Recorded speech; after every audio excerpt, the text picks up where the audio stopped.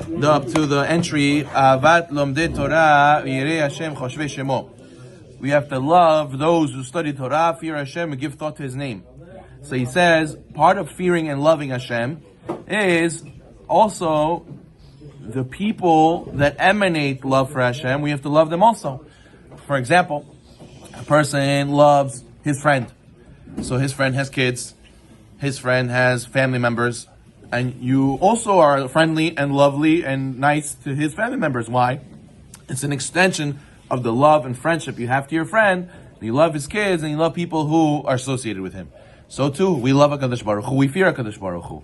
So we also have to love and fear those who are close to him, and that represents those who are close to him are Tamid Chachamim, those who are fearful of Hashem and love Hashem. So therefore, so too, a person who we said before would love Hashem. Why? Because we know Hashem is the ultimate, is the greatest, and we can learn so much from HaKadosh Baruch Hu.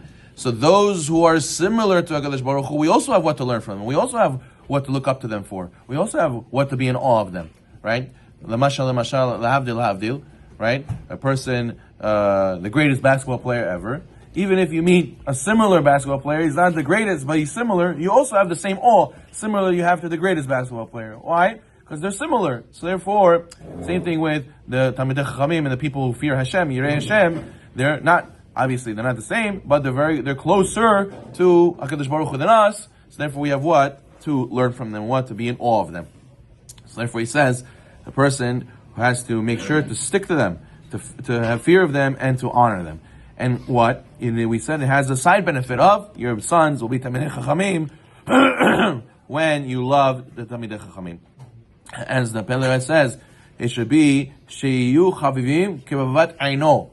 They have to be loved as dear to you as the pupil of your eye. Person would be very careful not to damage his eye and to take care of his eye. So too, he has to treat the Talmidei Chachamim and the people who fear Hashem the same way. And it means not just in your heart. You know, some people they say, I love Hashem in my heart. No, it doesn't mean just in your heart. It means in action, says the Pele Yoetz. Therefore what? What does it mean? What does it mean with love Hashem in action and love the ones who fear Hashem and Talmidei Chachamim in action? Shim Hashem irchiv et gvulo. If Hashem made your boundaries wide, meaning you have wealth, you have to mahzik, you have to support Talmidei Chachamim, ve'eh oseh u'maaseh, and you should be supporting them and strive to become one who performs and causes others to perform. You understand? The Gemara says it's greater the person who causes others to do than the one who does it himself. When you do yourself, you're producing one. When you go and make others do on top of you doing one, you become exponential. You multiply, you like cloned yourself, and you made multiple versions of yourself doing mitzvot. So therefore, that's why it's important to you yourself study Torah, but you should also support those others so they can also learn.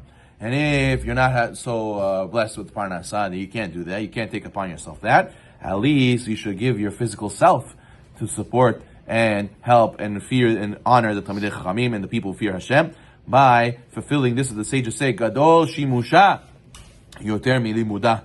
This that it says in the Gemara, that attending to and serving Talmidei Chachamim is in a sense greater than actually learning. Why? Because when you spend time with the rabbi, you spend time with people who fear Hashem, you learn from their actions.